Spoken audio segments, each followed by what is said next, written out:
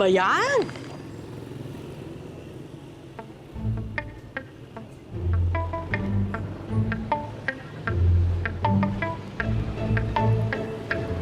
Madam! Ang bihira ka naman eh. O ano kailangan mo? Huwag ka mag-alala. Hindi pa ako nagsumbong. Pinag-iisipan ko pa.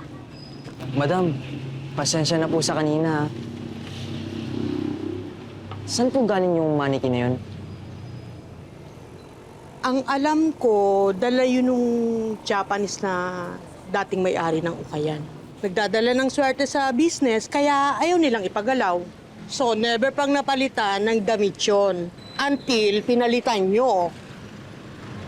Ganon?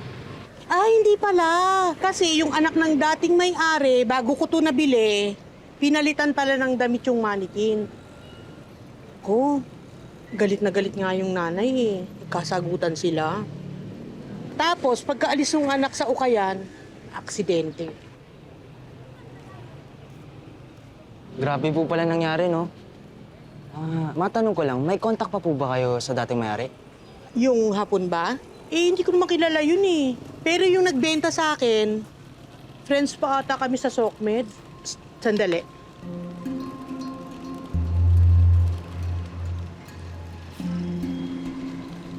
Alam mo, kawawa nga yun eh.